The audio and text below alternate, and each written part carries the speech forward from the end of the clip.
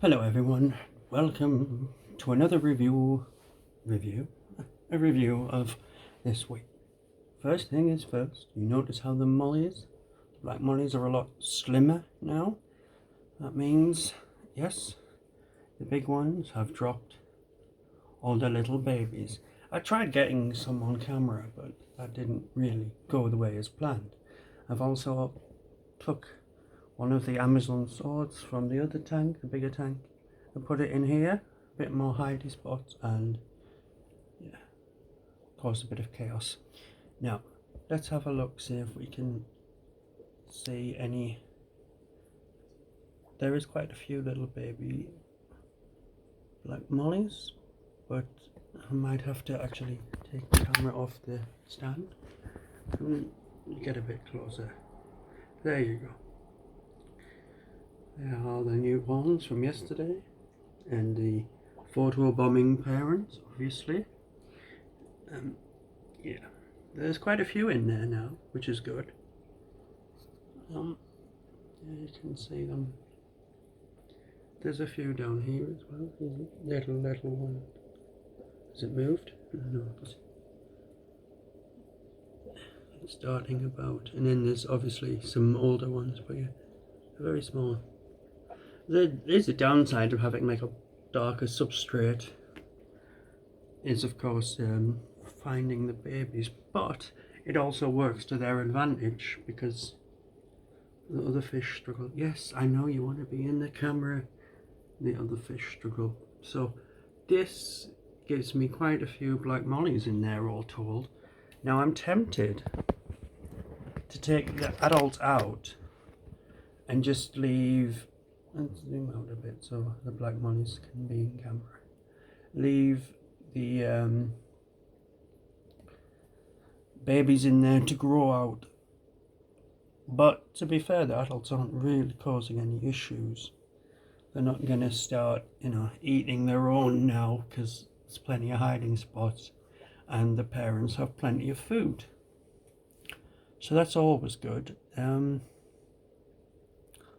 Yeah, there's not really that much going on in there. Well, apart from all the babies yesterday, and you can't really see them with the glare of this light, but they're up there. And I thought I'd put the Amazon sword in because it gives a bit more long leaf cover and it makes the plant overall look a bit better. I'm not impressed with these little red plant things. There's obviously something I'm doing wrong, but it might do better with CO2 or maybe in the other tank where there's more fish and more, what should we call it, manure. But yeah. Some plants do well for me and some plants don't. So I shall just leave them, and if they do well, they do well. If they don't, they don't. It's not the end of the world. The other plants I got at the same time are doing better. Now, in this tank, as always, the red swords are doing absolutely nothing exciting for me, thank you. I put you in this tank for a reason.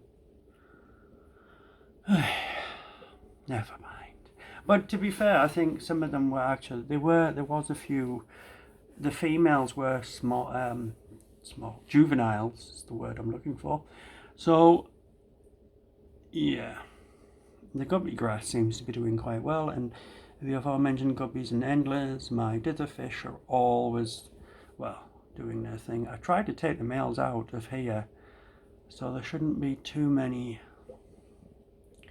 new ones, but that doesn't mean anything. Watch out for crossbreeding, but yeah, live bearers will crossbreed depending on the genus, but I'm no expert. I checked in one of my ye olde smelly old books that I've got lying about, and it goes into genus lines, and some can crossbreed, but it doesn't matter. At the end of the day, even if they do or not, it's not the end of the world. I'm not bothered if, swords crossbreed with guppies. I'm more worried if the guppies or endless crossbred with the swords, but that isn't going to happen. So yeah, shrimps are doing well, which is always a good thing, because I actually like shrimps and I want to have some nice coloured ones, but I need to work out how best to keep them alive with the water, because as I've mentioned before, the water's not right around here.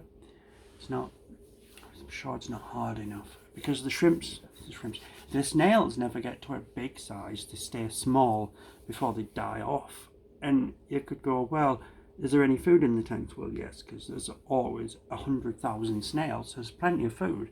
They just don't seem to last very long. So that says that the shells seem to deteriorate too quick.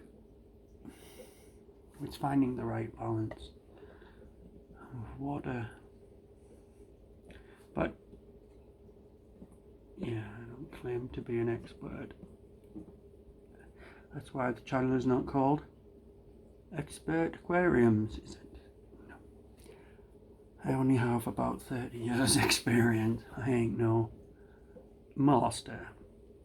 But yeah, the shrimps are doing quite well in here. And there's not a lot that can eat them, which is always good. Cories are doing well, but the cories like to hide a lot, obviously, unless it's nighttime. And they're a bit freaked out by me. I don't know what I did to upset them, but precious little things that they are. It's because every time I open the lid and I yank some fish out, I never touch the cories or the swords. The swords are sort of used to it now. I'm always just trying to get rid of all the guppies in there, man. And the endless, there's so many of them. But yeah, never mind. I mean, they come out when I'm not close to the tank, but you'll struggle to get the camera to take a picture. It's not like the silver mollies in the other tank or the black mollies in the next door tank. Yeah. Do you know what I actually thought? I've got what's the word I would use? It's basically a storage, like a storage tub, stacking tub thing. It's plastic, and I've used it before as like a tank, emergency tank for one point, and I thought, you know, it's very big. It holds as much water as my larger tank, which in the grand scheme of things isn't huge, but it is, you know, for what I planned. And I thought, you know, if the cories want to be funny, I could take all the cories out, put them so they're the only things in this huge tub. Okay, obviously put some aquascape in there, you know, so they're not terrified. And then just leave them in there and let them put their baby eggs everywhere and see what happens. But I thought, that would just be another tank. And right now, I don't think that's a good idea. I could put them in with the black mollies, but I don't think there's enough hidey spots, and I think the black mollies might devastate their eggs. In here, their eggs are being... I don't even know if to be fair, if all the cories are old enough. There's 3 larger, older ones, but the other how many did I put in there? 5 that go with them. They weren't that old, so they weren't mature enough. But I've not seen any new behaviour mating T-posing, as it were. So I'm assuming that the other ones that I put in weren't mature enough yet. And I've not seen any eggs on the glass. Oh, that glass needs a wipe. I've not seen any eggs on the glass or anything like that. So that would suggest that there isn't any. I mean, I know there's enough fish in there to probably decimate any eggs that they made, but the spawning mobs at the back, there's plenty of floating plants that I'd at least be able to see 1 or 2 when I'm having a nose about during the day, first thing in the morning or last thing on the night, and I haven't seen any, so I'm going to assume that they haven't started to spawn yet. They like to hide inside this coconut shell. Do you know what I miss? I miss back in my day.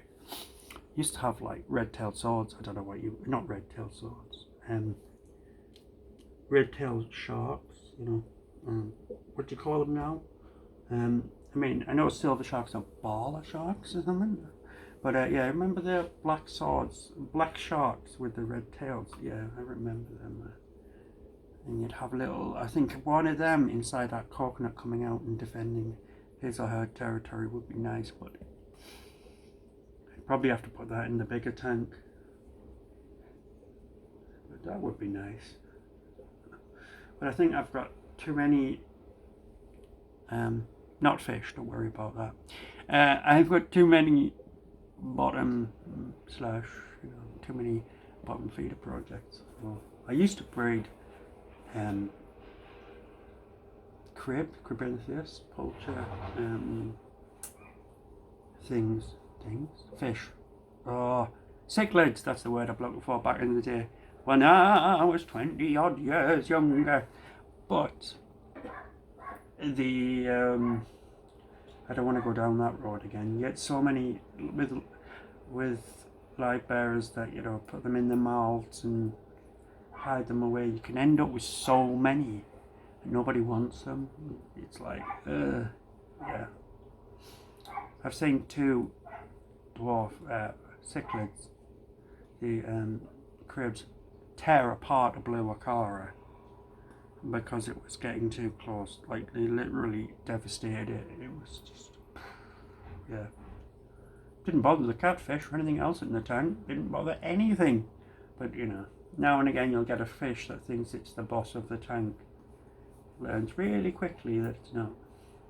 One day it was there, then the next day it was dead. I thought, oh, right, you got too close. Wasn't my fish anyway. Someone said, oh, it'll be fine in your fish. And I was like, no, it won't. It'll die. It'll be fine. Nobody listens. But yeah, anyway, that's my ramble. Oh God, 12 minutes of me rambling. The other tank isn't doing anything spectacular. Just the Serpi tetras and, the the koi.